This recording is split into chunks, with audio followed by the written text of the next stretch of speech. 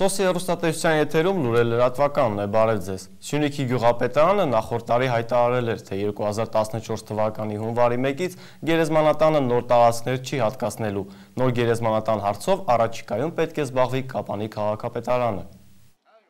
Նախորդ տարվա դեկտեմբերի վերջին Սյունիքի գյուղապետարանը տեղեկացրել էր, որ հունվարի 1-ից Սյունիքի գերեզմանատունը այլևս նոր տարածքներ չի հատկացնելու։ Հայտարարությունը հեռարձակվեց Սոսի հեռուստատեսությամբ։ Այն, որ շիրիմները արդեն միջպետական ճանապարհ են հասել, բոլորիս է հայտնի, որ այս հայտարարությունը վաղուց պետք է հնչեցվեր, պարզից էլ պարզ է։ Կինոն գիտեցին դրա կարիք ընդհանրապես չի եղել, լսում ես, կարիքը չի եղել, բայց քանի որ այսօր մարդիկ իրոք շահագրգռված են իմանալ թե քանի գերեզման հատկացված, ինչքան մուծումներ կատարված բան, դրանց են հաշվառում անում։ Կապան մտնելիս բարի գալուց ցուցանակի փոխարեն ծաղկեպսակներ տեսնելը խոստովանենք այնքան էլ հոգևորիչ չէ։ Եվ որ ճանապարհին կպած գերեզմանը կարող է նաև ավտովթարից տուժել, չի բացառվում։ Սամվել Սարգսյանը նույնիսկ տարիներ առաջ տեղի ունեցած այդպիսի դեպք է հիշում։ Սյունիքի գերեզմանատան գերհագեցվածության պատճառներից մեկը Բարաբաթումի գերեզմանատան փակումն էր, ասում է Սամվել Սարգսյանը։ Մարդիկ նախընտրում են ընտանիքի անդամի, հարազատի ու բարեկամի աճյունը հողին հանձնել քաղաքի մոտակա գյուղերում։ Եթե նախկինում հաշվի էր առնվում մահացողի արմատների ծագումը, ապա այժմ շատերը ելնելով սոցիալական վիճակից ընտրում են առավել մոտ տարածք։ Սամվել Սարգսյանը պարզաբանում է, Սյունիքի գերեզմանատունը 6 հեկտար է եւ ամբողջությամբ արդեն զբաղեցված է։ Սակայն թե քանի գերեզմանատեղի կա գյուղապետը դժվարացավ պատասխանել։ Դեռ նոր ենք սկսել հաշվառել։ Այն, որ գերեզմանատեղերի հատկացման գործընթացը բարձի թողի վիճակում է եւ մեծ մասամբ տարածքները տարիներ շարունակ հատկացվել են առանց օրենքով նախատեսված կարգի ու խախտումների, գյուղապետն է նաև հաստատում։ Միևնույն ժամանակ Սամվել Սարգսյանը տեղեկացնում է, որ մարդկանց դիմումներն ու վճարումների կտրոնները պահպանված են։ 1 քառակուսի մետրը 5000 դրամ արժե։ Այսօր ասենք մարդիկ առանց տեղյակ պահելու, դեռ դեպք էլ ապատելու, առանց տեղյակ պատելու բերել են գերեզման են դրել համայնքի տարածքում։ Ոնց կարող են ձեզ Հիմա ասեմ, մարդիկ եկել են ասում, գիտես ինչ, անապանը քարքարոտ տեղը, չգիտեմ ինչ որ շոտ հատվածավոր չեն օգտագործում, բայց բերել են, ասում եմ, դա դու իրավունք չունես, եթե նույնիսկ ինչ տարածք լինի, պիտի անպայման տեղական իշխանությունը տեղյակ պահի։ 2007-ին կառավարության կայացրած որոշումը ստացել ենք 5 տարի հետո 2012-ին, պարզաբանում է նա։ 2007 թվականին, որ գործողության մեջ է դրվել, որ գերեզմանատները պետք է համայնքից հեռու լինեն, առնվազն 300 մետր հեռավորության վրա։ Այսինքն վարելահողից պիտի հեռու լինի 40 մետր հեռավորության վրա։ Բայց քանի որ մեր գերեզմանները մեր համայնքի տարածքում տեղադրված է եղել դեռևս մինչև 2007 թվականը, այդ նորմատիվները խախվել են մեր մոտ։ Հիմա ասենք գերեզմանատաները համայնքից հեռու են 100-ից 150 մետր հեռավորության վրա։ Որոշման մեջ ասված է նաև, որ գյուղատնտեսական նպատակներով օգտագործվող հողատարածքները պետք է լինեն գերեզմաններից առնվազն 40 մետր հեռավորության վրա։ Սյունիքի գերեզմանատան դեպքում դրանք 7-ից 15 մետր են։ Գերեզմանատան տարածքը պետք է ապահովված լինի մակերևութային ջրերի հեռացման համակարգով։ Գերեզմանները տեղադրվում են բնակելի տներից, դպրոցներից, հասարակական այլ շենքերից առնվազն 300 մետր հեռավորության վրա։ Կառավարության որոշման մեջ առկա կետերի մեծ մասը այսօր չի կիրառվում։ Թե ինչ կլինի առաջիկայում եւ որտեղ նոր գերեզմանատուն կհիմնվի, քաղաքապետարանի քաղաքաշինության բաժնի պետը պարզաբանում է։ Կապանի քաղաքապետարանը մտահոգված է նման հարցով, մշակել է այսպիսի մի որոշակի հողատարածքներ կարողանանք տրամադրելու գերեզմանատեղի հատկացնելու համար։ Այդ նպատակով կատարվել է ուսումնասիրություն եւ Բարաբաթում թաղամասում դեպի Աշոտավան գնացող հատվածի վերևի հատվածում որոշակի հատված մոտ 9.5 հեկտար տարածք ցանկություն ունենք տրամադրելու որպես գերեզմանատեղի։ Այդ նպատակով մենք իրականացնում ենք գլխավոր հատակագծի փոփոխություններ։ Ընդ որում ներառված է մոտորապես 71 հատված իր նկարագրերով, որոնք ներկայացվել է լիազոր մարմնին, քաղաքաշինության նախարարությանը, նրանց նպատակային նշանակությունը փոխելու համար, որպեսզի կարողանանք արդեն տրամադրենք որպես գերեզմանատեղի։ Հույս ունենանք, որ նոր գերեզմանատան հատկացումը չի ձգձգվի։ Հայկական բանակը ձևավորվել է պատերազմական տարիներին եւ մինչ այժմ քայլում է կատարելագործման ճանապարհով։ Մեր բանակի կայացման երաշխիքներից մեկն էլ պայմանագրային զինծառայության արմատավորումն է։ Հայոց բանակը կազմավորվեց անկախ պետության վերականգնման գործընթացում և դարձավ նրա ամենամեծ ձեռքբերումը։ Ավելի քան 20 տարի առաջ մենք ունեցանք մի կառույց, որ ձևավորվեց զրոյից։ Այսօր Հայոց բանակի շարքերը համալրում են ոչ միայն նորակոչիկները, այլև պայմանագրային զինծառայողները։ Արդեն 5 տարուց ավել է մեր զինված ուժերում գործում է պայմանագրային զինծառայության համակարգը։ Պայմանագրային զինծառայությունը ստեղծվելուց հետո տարբեր շրջաններում, տարբեր տարածքներում ստեղծվել են պայմանագրային վաշտեր։ Ուրեմն մեր տարածքում այդ ծառայությունները կան, բոլոր զորամասերում կան։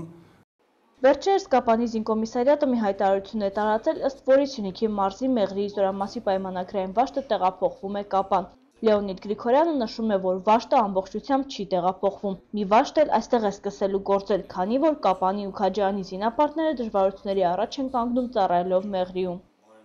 Ես եւ ուրեմն համապատասխան Կայազորի հրամանատարի ուրեմն միջնորդությամբ մենք կարողացել ենք ուրեմն հասնել այն նպատակին, որ զինծառայողների համար այդ խնդիրները երթևեկելը Մեղրի քաղաք, Ագարակ քաղաք եւ հակառակը սա մեծ խնդիրներ է առաջացնում եւ կա այդ համաձայնությունը, որ այդ վաշտը տեղափոխվի մեր տարածաշրջան, Կապանի տարածաշրջան։ Ուրեմն գիտեմ, որ որոշ մարդիկ հենց այդ առումով, ասենք, չեն ցանկացել իրենց ծառայությունները շարունակեն կամ ասենք պայմանագիրը ավարտելուց հետո չեն ուզեցել երկրորդ անգամ կնքեն պայմանագիր։ Հիմա ես հայտարարում եմ, որ իհարկե պայմանավորվածությունը վերադաս հրամանատարության հետ միասին, որ այդ վաշտը շուտով կտեղափոխվի մեր տարածաշրջան եւ ավելի բարենպաստ պայմաններ կստեղծվեն մեր զինծառայողների հետ։ 2014 թվականի հունվարի 1-ից բարձրացել է նաև պայմանագրային զինծառայողների աշխատավարձը։ Զինված ուժերում ծառայություն անցած մինչև 45 տարեկան զինապարտները, ովքեր ցանկանում են շարունակել ծառայել հայրենիքին, վաշտի կազմը համալրելու համար կարող են դիմել զինկոմիսարիատ։ Բարձրացվելու են նաև աշխատավարձերը պայմանագրային սերժանտների, ովքեր նախապես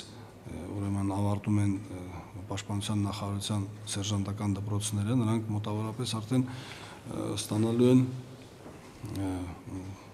ես կասեի, ենթասպայից էլ բարձր աշխատավարձ։ Ավելի շատ մոտեցված են սպայական աշխատավարձին, այդ սերժանտական կատեգորիային, բայց ուրեմն մեր պայմանագրային զինծառայողներին նույնպես բավականին բարձրացվել է աշխատավարձերը։ Ես գտնում եմ, որ սա նպատակահարմար ծառայություն է։ Պայմանագրային զինծառայության համակարգը կատարելագործման փուլում է, ասում է Լեոնիդ Գրիգորյանը։ Բոլոր այս փոփոխությունները միտված են պայմանագրային զինծառայողների պայմանները բարելավելու համար։ Տոնական օրերին մարզային փրկարարական վարչությունը 9 ահազանգ է ստացել։ Փրկարարներին հաջողվել է մարել հրդեհները եւ վերացնել ճանապարհատրանսպորտային պատահարների հետևանքները։ Մարզային փրկարարական վարչության աշխատակիցները ամենայն պատասխանատվությամբ են մոտենում իրենց աշխատանքին։ Նրանք եւս նոր տարին դիմավորեցին աշխատավայրում, ինչպես միշտ կազմը պատրաստ է եղել արձագանքելու ցանկացած դեպքի, վստահեցրեց վարչության պետը։ Փրկարարները ահազանգում են եւ ճանապարհատրանսպորտային պատահարների եւ հրդեհների մարման առթիվ։ 13 թվականի դեկտեմբերի 29-ից մինչև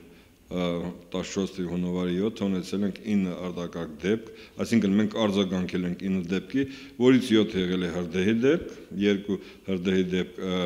հենց նոր տարվա գիշերը 31-ին եւ 2 ճանապարհատրանսպորտային պատահար Մեղրի Քաջարան ավտոճանապարհին հունվարի 1-ին եւ հունվարի 4-ին ունեցել ենք 1 զոհ, դժբախտաբար եւ 3 վիրավոր։ Հրդեհները եղել են հիմնականում անասնանկերերի դեզերի հրդեհներ, ինչպես նաև ավտոտնակի տանիք, 1 ծխատար եւ էլեկտրովահանակ Կապանում։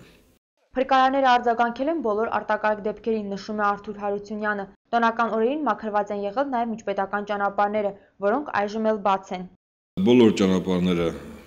մանավանդ միջպետական ճանապարհ ամբողջությամբ բաց է եւ մաքուր, տեղ-տեղ փոքր հատվածները մերկասառույց կա, որը չի խոչընդոտում երթևեկությանը։ Դեկտեմբերին փրկարարական վարչությունը զինվեց նորագույն տեխնիկայով։ Համալրումը կշարունակվի նաև 2014-ին։ Դա հնարավորություն կտա քանդել 70 սանտիմետրանոց հաստ բետոնը, գտնել փլատակներում հայտնվածներին։ Հոգեբաններն ասում են, ուրախությունն էլ է սթրես։ Այս օրերին հետտոնական աշխատանքային տարվա մեկնարկի եւ այլ սթրեսների հաղթահարման մասին է մեր տեսանյութը։ Ամանորից հետո թարմ են ոչ միայն տարեմուտը դիմավորելու հիշողությունները, այլև հետտոնական սթրեսները։ Հատկապես մեր մեջ դաջված է այն պատկերացումը, որ ամանորն անպայման պետք է լիառած սեղաններով դիմավորել։ Պարտքով ծայրը ծայրին հասցնելով մարդիկ լցնում են սեղանները, անկախ նրանից ունեն դրա հնարավորությունը թե ոչ, եւ միայն տոնակատարություններից հետո խոստանում, որ հաջորդ տարի այդպես չեն անի։ Մեր մենտալիտետով խոսենք, սիրում ենք, չէ, սեղանը լիքը լինի, այսպես ամեն ինչից շատ լինի, նույնիսկ տակը փչանա թե չէ, եւ այդ սնունդը, որը մենք սառնանից հանում շպրտում ենք, դեն ենք նետում, այդ սննդի դեն նետելն նույնպես այդ սթրեսային իրավիճակ է առաջացնում մեր մոտ։ Սթրեսները մեզ հետ են ամեն օր, ըստ հոգեբանի մենք դրանք հաղթահարում ենք տարբեր կերպ, գնումներ կատարելով, քաղցրեղեն համտեսելով եւ նույնիսկ ինչ-որ մեկի հետ վիճելով։ Հատկապես այս օրերին որոշ չափով դժվար է աշխատողների համար։ Օրեր շարունակ ազատությունը վայելելուց հետո նրանք կրկին պետք է աշխատանքային ժամանակացույցին ենթարկվեն։ Մինչև ուրբաթ օրը, այսինքն աշխատանքային շաբաթվա վերջի օրը, կամաց սթրեսը կհաղթահարվի, որտեղ հետո գալիս է նորից շաբաթ կիրակի, այսպես վիկենդը, նրանք կհաղթահարեն սթրեսը եւ նորից հետ կվերադառնան ինձ ռոլեա կյանքին։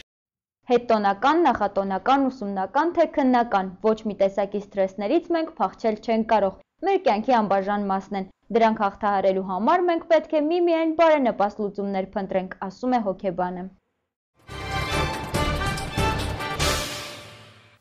Այս ժամի համար նախատեսել էինք այսքանը, մինչ նոր հանդիպում։